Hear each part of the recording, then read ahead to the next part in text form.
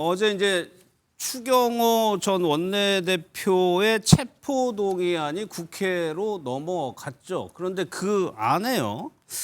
내용이 조금 의미심장한 게 있습니다. 이게 작년 7월, 그러니까 계엄이 12월에 있었죠. 7월에 이미 계엄을 염두에 둔 거 아니냐는 해석이 나오고 있는 건데 여기에 보면 미국 뭐 순방을 갔나 봐요. 하와이. 예, 그 자리에서 한동훈 전 대표를 이미 참 이런 표현이 그렇습니다. 빨갱이라고 표현하고 민주당 인사들도 그렇게 표현을 해서 군사적 동원 필요성이 있다는 취지로 얘기를 했다는 거거든요. 근데 기본적으로 자기가 키운 사람 아닌가요? 한동훈이? 네. 근데 어떻게 빨갱이라고 표현을 할 수 있는지 잘 모르겠습니다.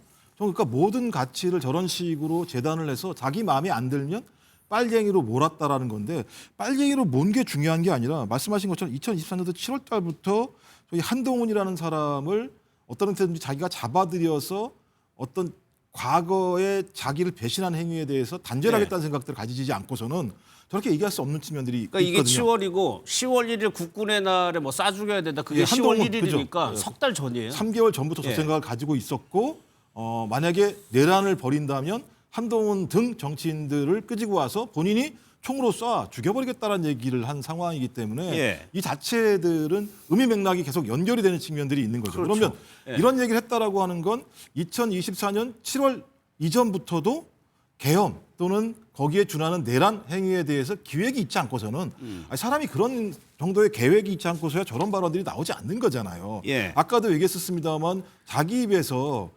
미사일 이런 정도의 얘기가 나오는 상황이라고 얘기하는 건 총 미사일 이건 끊임없이 자기 머릿속에서 언젠가 내가 내란을 통해서 장기 집권을 하겠다라는 생각을 가지지 않고서는 예. 이런 일이 벌어지지 않는 것이고 지금 특검이나 노상원 수첩 얘기에 의하면 또 2023년 10월 달까지도 가지 않습니까? 예. 그때 그 수첩에 의하면 저희 그 군 인사가 10월 달에 벌어지는데 육군 참모총장부터 시작을 해서 주요 핵심 라인들의 인사가 진행이 되는 거니까 계속 앞으로 소급이 되는 거죠. 그렇다면 2023년도부터 저런 생각을 가지고 있었고 그 생각 중에 국민의힘 인물군 중에서는 한동훈이라는 인물이 자기를 배신한 인물, 예. 주요한 타겟으로 정했다라고 하는 부분들이 저런 것을 통해서 저희가 확인할 수 있는 거죠. 계엄에 대해서 뒤에서 한번 다시 볼 테니까 실수님 네. 7월이면 네. 그때 어떤 상황? 아니, 저 때도 이미 감정이 저렇게 안 좋았을 때. 잘 생각해 보십시오. 7월 예. 23일 날 한동훈 전 대표가 당대표로 선출이 됩니다.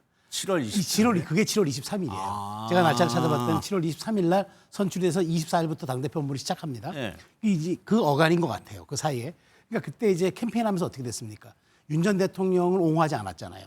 김 여사에 대해서 이제 제2부속실도 설치해야 되고 일정 부분 이제 관리 대상이 돼야 되고 그다음에 이제 국민 눈높이에 맞지 않는 부분으로 사과를 하고 조사도 좀 받을 필요가 있다라는 식의 얘기를 계속적으로 해가면서 용산과 갈등을 겪었고 그리고 그때 얘기들이 용산에서는 한동훈 전 대표를 밀지 않는다. 오히려 그 떨어뜨리려 하고 있다는 얘기들이 하다 있었잖아요. 예, 예. 근데 이 과정에서 갈등이 계속 증폭된 것 같아요. 그러면서 7월 23일 날 이제 그 제가 보기에 7월이라는 게 선출되기 직전인지 선출되기 직후인지 제가 모르겠는데 7월 10일이래요. 아 그러면 제 직전일 겁니다. 예. 그러면 거의 한동훈 전 대표가 대세로로 그쵸. 가고 있다라는 이제 예, 그런 예, 얘기가 그때인 나올 것 같아요. 때니까 이걸 내가 이제 정치적으로 막을 방법은 없으니 이제 선출되는 거야 뭐 당원들 투표로 선출되는 거 막을 방법은 없으니까 그렇다면은 이걸 이런 상태로 이런 뭐 말하자면 빨갱이라는 표현까지 할 격한 상황을 표현을 할 정도의 당 대표가 내 그 국민의힘에 우리 당을 이끌어 이거는 이제 용서가 안 되는 거죠. 그러다 보니까 총을 쏴서라도 아니면 뭐 다른 군사적 수단을 동원해서라도 한동훈을 제압해야 되겠다라는 얘기들을 공공연하게 이제 주변에 한 것 같아요. 7월 이게 7월 10일이면은 그 이제 한동훈 대표가 거의 될 거라는 이야기들이 그 파다할 때였고 그 분석들이 많았기 때문에 예. 아마 그런 것들이 염두에 둔 대통령의 하와이 발언이 아니었나 그렇게 저는 생각합니다. 예. 그러면서 그 자리에서 이제 뭐 민주당도 당연히 비난을 하면서 군이 참여해야 되는 거 아니냐는 취지의 말을 했다는 겁니다. 이 얘기를 듣고 거기에 당시 합참 차장이 있었나 봅니다. 쓰리스타 중장이거든요. 어떤 반응을 보였냐면 나는 전역하고 싶다라고 얘기를 했다는 겁니다. 대통령이 정치의 군을 끌어들이려고 하고 있다. 장관이 막아야 된다. 당시 장관이 신원식 장관이었어요. 그러면서 나는 전역하고 싶다라고 얘기했어요. 강호필 당시 차장입니다.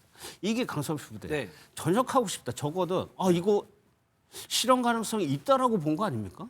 당연히 있었다고 판단을 했을 것이고 사실 이러한 분위기에서 정말로 계엄이 일어난다고 하면 본인의 앞으로의 어떤 군 생활이 정말 비참하게 끝날 본인이 것을 참여를 해야 되는 상황일 그렇죠. 수도 있으니까. 본인도 그렇게 생각을 했을 겁니다. 예. 그리고 우리 김정욱 교수님께도 말씀하셨지만 사실 23년 11월 군 장성 인사 이전부터 계엄을 대비해서 군 장성을 승진을 시키는 것들이 드러났어요. 예. 그때 곽종군, 이진우, 여인영이 3명이 동시에 승진을 합니다. 그렇죠. 근데 곽종군 사령관 같은 경우는 육사 47기고 나머지 2명은 48기예요.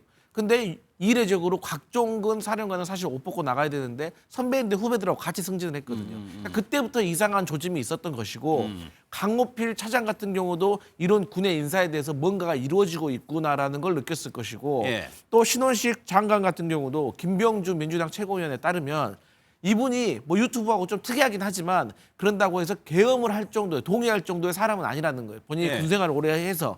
그런데 그랬기 때문에 신원식 장관은 이런 비상대권 얘기가 나왔을 때 강하게 반발을 했을 것이고 거기에 대한 경질 차원에서 신원식 국방부 장관은 당시 안보실장으로 자리를 옮깁니다.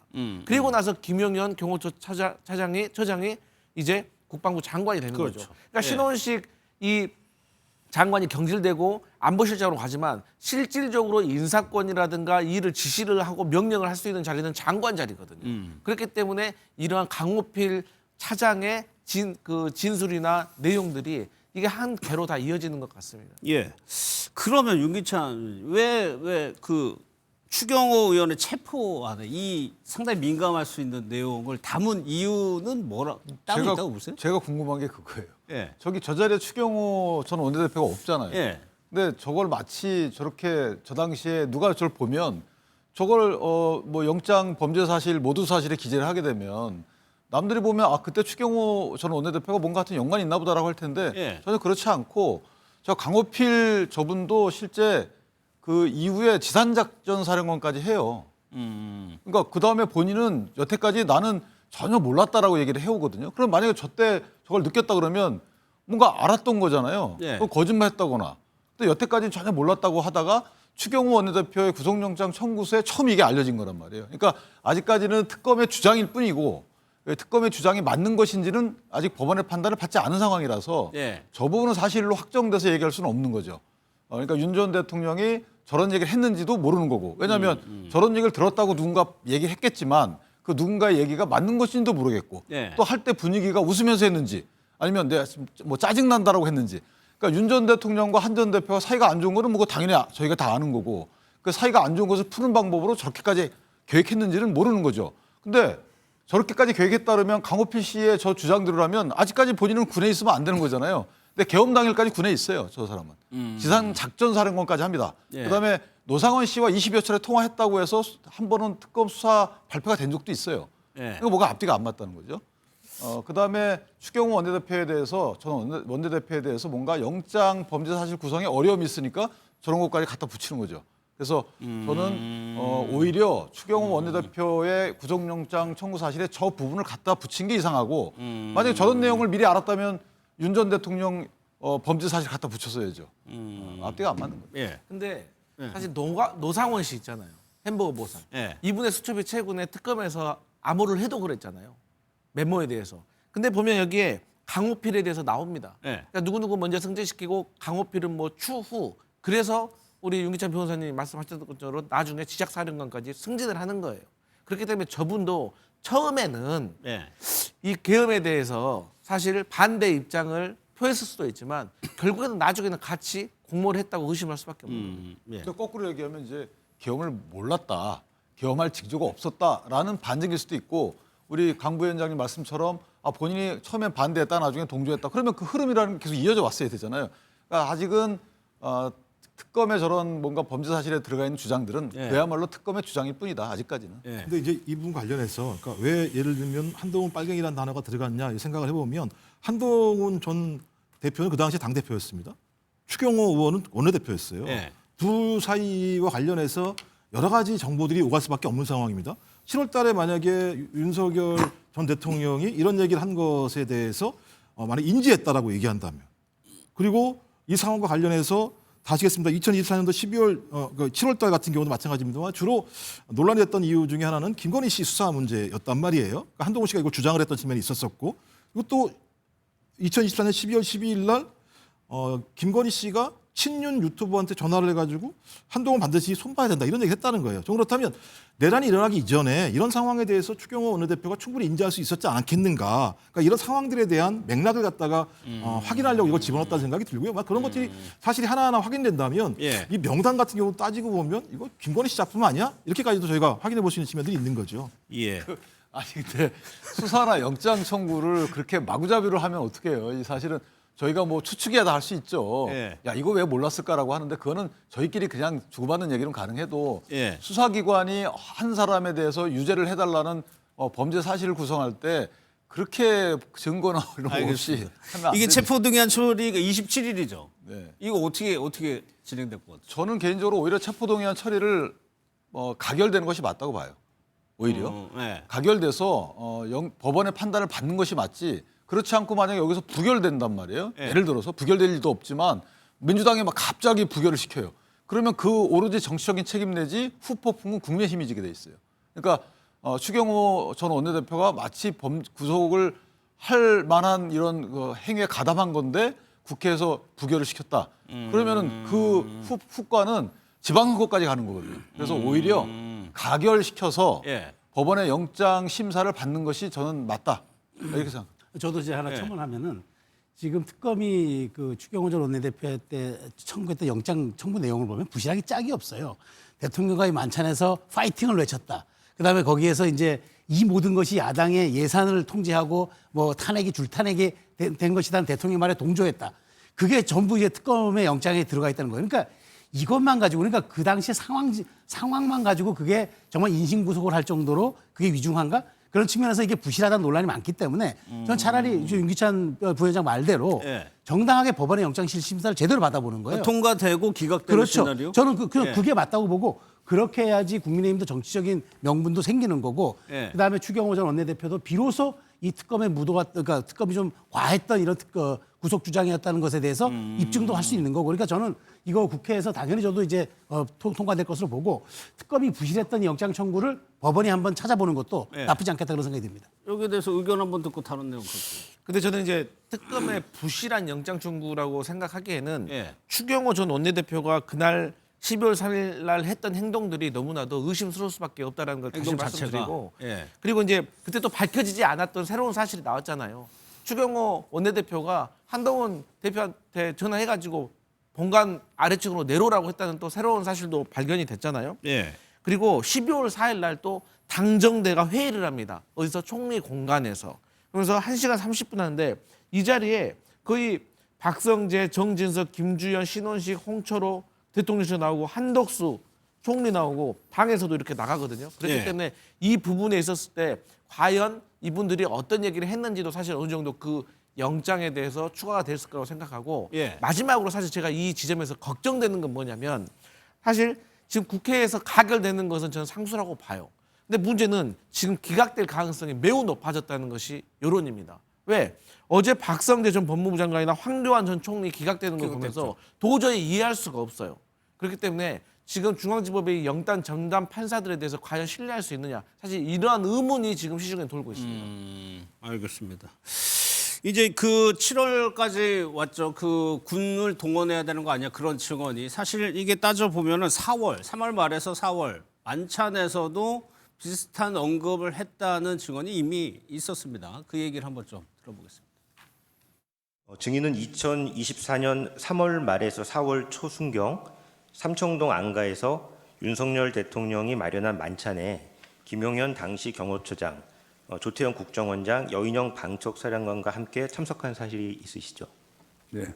정상적인 정치 상황으로 가기 굉장히 어려워졌다. 비상한 조치를 해야 하지 않겠느냐라고 발언하였죠. 그런 취지의 말씀이 있었던 것으로 기억합니다. 혹시 다른 분들한테도 그런 말씀을 하시면 괜한 오해가 될 수 있겠다 싶어서 그 두 사람에게 특히 이제 김용현 그 경호처장에게 좀 유익 있게 그렇게 대통령 잘 모셔라. 그러니까 지금 되짚어보면 10월 1일 국군의 날에 비상대권이라는 단어가 나왔다고 곽종건 전 사령관이 증언했어요. 지금 7월에 군을 끌어들이려 한다는 증언이 하나 나왔고 저 얘기는 이미 3월 말에서 4월에 비상한 조치를 언급을 했다는 거면 일회성 계엄이었다, 뭐 경고성 계엄이었다 이 주장이 좀 신빙성이 떨어지는 거거든요. 저것도 뭐 말장난 같은 거죠. 네. 좀 계몽령이라고 얘기해서 계몽령을 하기 위해서 비상계엄이라는 수단을 활용한다? 저는 그건 상식적인 사람이라면 그런 생각을 안 할 거라는 생각이 드는 거고 앞으로 가면요. 2022년도 국민의힘 지도부가 그 관저에서 만찬을 할 때 김종혁 그 당시 최고위원 얘기에 의하면 비상대권 얘기했다는 거 아니에요? 네. 그럼 2022년도 12월 달부터 윤석열 씨 머릿속에서는 비상대권이라는 생각을 가지고 있었고 그 이후에 계속 나오는 게 2023년 10월 군인사, 지금 나오고 있는 2024년 4월 달, 2024년 7월 달 하와이에서 저런 얘기를 했었고 10월 달까지 했다라고 얘기하는 건 네. 적어도 내란이라고 하는 부분들이 1년에서 2년 이상 굉장히 계획적으로 만들어져 왔었었고 그것을 위한 배치들이 이루어졌다. 왜냐하면 인사권을 통해서 자기의 핵심적인 사람들을 싣는다라고 얘기하는 건 군을 이동하겠다고 생각을 한 거지 않습니까? 네. 그리고 나서 4월 달에 신원식 장관이 있는 자리에서 그런 얘기를 했다라고 하는 건 국방부 장관한테 거기에 대한 어떤 동의를 구하려고 하는 측면이 있었을 수 있다라는 거 하나 하고 7월 달에도 마찬가지로 강호필 같은 사람한테 다 그 얘기를 했다라고 얘기하는 건 군을 계속 동원하기 위한 작업들을 지속적으로 해왔다. 그렇다면 네. 그건 일회성 계엄이라고 하는 것 자체가 말이 안 된다는 것을 저희가 확인할 수 있는 분명한 내용이기 때문에 예. 저는 앞으로 하나하나 어떤 특검의 내용이든 사실관계가 밝혀지게 되면 윤석열 씨가 얼마만큼 내란을 위해서 빌드업을 오랫동안 해왔는지에 대해서 예. 확인할 수 있게 될 수밖에 없다라고 생각하는 거죠. 그래서 이 시점을 한번 보고 싶은데 7월에 김용현에게 항의를 했다는 겁니다. 신원식 대통령 잘 모셔라는 취지로. 그리고 나서 8월에 인사가 납니다. 안보실장으로 신원식 장관이 가고 그 자리를 김용현 차장이 들어와요. 이거는 아까 강성필 부대변인 얘기한 것처럼 권한이라는 건 장관이 있기 때문에 안보실장은 실제로 계엄에 크게 영향이 없거든요. 그렇죠. 그러니까 그래서 이제 제가 보기에도 신원식 그 실장이 장관 시절에 좀 입 바른 소리, 그다음에 예. 이제 정확한 이제 그런 얘기들 했기 때문에 아마 인사 조치를 했다고 보는 게 타당할 거예요. 근데 김용현 그 장관을 그러니까 처장을 장관으로 이동시킨 거는 뭐 충분하게 우리가 이제 합리적으로 생각을 해보면은 장관 국방장관이 주무부서장이니까 그다음에 네. 이제 가서 그립감을 가지고 하라는 그런 얘기로 비춰질 수 있는데 다만 신원식 전 장관은 실장에 보임한 거는 그럼에도 불구하고 그 대통령이 그 당시에는 만일 그게 기분 나빴거나 했었으면 바로 내치거나 네, 이제 야인으로 보냈을 근데 텐데 대통령실로 안보실장을 시켰다는 건 네. 실질적으로 컨트롤 타워 총괄 조절하는 거거든요. 그렇게 놓고 보면은 실질적으로 윤 전 대통령 입장에서는 정치 상황에 따라서 계엄을 조금 유동적으로 생각했을 수도 있다. 이것을 반드시 내가 디데이를 뭐 12월 초에 해서 하겠다는 그런 의사보다는 이런 식의 야당이 계속적으로 이렇게 하게 되면 내가 언젠가 한번 할 것이라는 생각은 있었지만 네. 그 트리거가 된 게 저는 이제 결국 예산안을 전체 삭감하고 뭐 특활비 전체 삭감하고 뭐 이런 과정들을 통해서 대통령이 촉발된 거라고 보고 그 과정에서 정말 계엄을 치밀하게 계산했다 그러면은 김용현 국방장관에게 더 힘을 실어주기 위해서라도 신원식 그 전 장관을 다른 데로 돌리거나 아니면 아예 뺐을 야인으로 것이다. 뺐을 텐데 안보실장 정보를 다 받거든요. 그리고 실질적으로 개입 간섭할 수가 있기 때문에 예. 그렇게 놓고 보면은 윤 전 대통령이 아주 이건 치밀하게 생각해서 디데이를 정해놓고 했다기보다는 정치 상황에 따라서 조금 유동적이었는데 예. 예산 국회 상황에서 이게 촉발됐다라고 보는 게 좀 타당하지 않을까 그런 생각이 들어요. 김종부 위원장 어떻게 생각하세요? 아니, 저는 뭐 치밀하지 않다라고 계속 말씀을 하시는데 일련의 과정을 보면 계엄이라고 하는 부분들을 차근차근 준비해 왔다라는 것이 분명히 확인되는 것이고 오히려 안보실장으로 만약에 이 사람을 민간인으로 내보내게 되면 신원식 그 본인이 이런 얘기들 들은 거 주변에 얘기할 수 있는 거 아니겠어요? 더 위험해요? 오히려 안보실장으로 제 옆에다가 묶어두게 되면 예. 충분히 컨트롤이 가능한 거죠. 그러니까 김용현 경호처장은 오히려 현장에 가서 실질적으로 내란을 일으킬 군대를 조직하는 일을 하고 예. 그 문제와 관련해서 이미 본인이 그거 안 됩니다라고 얘기한 사람을 갖다가 밖으로 내치면 안 되는 거죠. 오히려 자기 옆에 두고 정보를 소외되게 만들어서 이 사람을 여기 묶어두는 게 훨씬 더 현실적인 판단을 했다라는 생각이 드는 거고 예. 그다음에 10월 1일 날 국군의 날 그 일을 할 사람들 모아놓고 그 폭탄 좀 돌리면서 얘기했다는 게 뭡니까? 자, 우리 도원결의 한 거야? 이런 얘기한 거 아니겠어요? 예. 또 도원결의를 했다라고 하는 건 충분한 준비가 됐으니까 하는 거잖아요. 충분한 준비가 안 되는데 모여가지고 저런 얘기를 할 수 있다? 제가 볼 때는 그런 거라면 제가 볼 때 진짜 윤석열 전 대통령은 거의 제가 볼 때는 일 머리가 없는 거죠. 근데 그 일 자체는 실제로 벌어졌잖아요. 네. 근데 이 벌어진 일들을 누가 막았느냐? 거기에 있었던 우리의 아주 건강한 군인들이 뭐 서강대교를 넘어가지 마라라거나 아니면 헬기가 뜨는 것 갖다 막거나 이런 걸 통해서 막은 거지 원래대로라면 준비가 매우 잘된 상황이었던 거죠. 근데 이게 있어요. 저렇게 선별적으로 날짜별로 있었던 일만 선별적으로 저렇게 해놓으면 그럴듯해 보이죠. 근데 저 때 뭐가 있었냐면 실제 문상우 정보사령관이 블랙요원 그 또 정보를 유출을 해요. 그 사태 때문에 정보사령부에서. 그래서 경질을 하려고 그래요. 신원식 장관이. 그러니까 갑자기 바뀌었다고 그 당시 언론은 그렇게 보도했거든요. 네. 그러니까 뭐가 그 원인이었는지는 아무도 모르는 거예요. 그러니까 그걸 갖다 넣게 되면 그때 이미 계엄과 관련된 없는 인사 흐름이었고 네. 또 하나는 저는 이게 계획된 계엄이라고 보지 않는 이유 중에 하나가 네. 보통 그렇게 치밀하게 1, 2년 정도 계획했으면 계엄 선포 이후에 각자 움직일 임무가 다 부여가 돼야 되는 거예요. 근데 지금 저희가 탄핵 과정이나 이런 데 통해서 보면 아니 경찰청장도 정확한 임무를 안가에 가서 그때 뭐 몇 개 부여받고 와서 전화로 부여받고 그다음에 특전사령관도 그 당시에 대통령이 전화해서 이러이러한 일을 그때 하라고 했다는 거고 원래는 일사불란하게 움직여야 되는 거 아니겠습니까? 가가지고 따다닥. 근데 그게 사전 부여가 전혀 안 돼 있어요. 어떻게 그거를 계엄을 계획했다 그러죠? 저는 계엄과 관련된 생각은 했을 수 있죠. 왜냐하면 워낙 야당이 전획을 했으니까 이걸 어떻게 타개하지? 비상대책을 한번 써볼까? 뭐 이런 고민은 왈가왈부하고 참모한테 물어볼 수는 있겠죠. 그런데 그 계엄이 무르익거나 계획으로 실행이 되거나 정착되거나 이랬던 거는 아닌 것 같다는 거죠. 그러면 강성필 부대변인 얘기 듣고 다른 얘기로 넘어갈게요. 일단 저는 이제 왜 이게 계획적이고 그 오래됐다고 생각을 하냐면 이 자꾸 노상원 씨 수첩을 얘기하는데 여기 보면은요 역행사 대비라는 말이 나와요. 그러니까 역행사라는 게 뭐냐? 일종의 자기들의 계엄 계획이 실패로 하고 혹시라도 반군이 생겼을 때는 민주당 쪽에 9사단, 34단 이런 사람들을 출동시킬 계획까지 세워놨다는 거예요. 네. 그러니까 예를 들어서 우리 서울에 보면 어디가 무너지면 그 인근 사단이 빨리 출동해라 해서 이런 예비적인 사단까지 다 준비를 하고 있었기 때문에 저는 이게 오래전에 있었던 것이고 사실 이제 조지호 경찰청장 같은 문제는 윤석열 전 대통령과 어떤 깊은 인연이 없는 사람이에요. 그렇기 때문에 일단은 김용현, 여인영 이런 사람들로 충암고의 어떤 그 동문 관계로서 끈끈하게 맺어진 사람들을 일단 기본적으로 맡아놓고 그 사람들이 또 자기들이 가까운 군 장성이나 인사들을 평소에 조금 러프하게 관리를 했을 것이다. 그렇게 봅니다. 알겠습니다.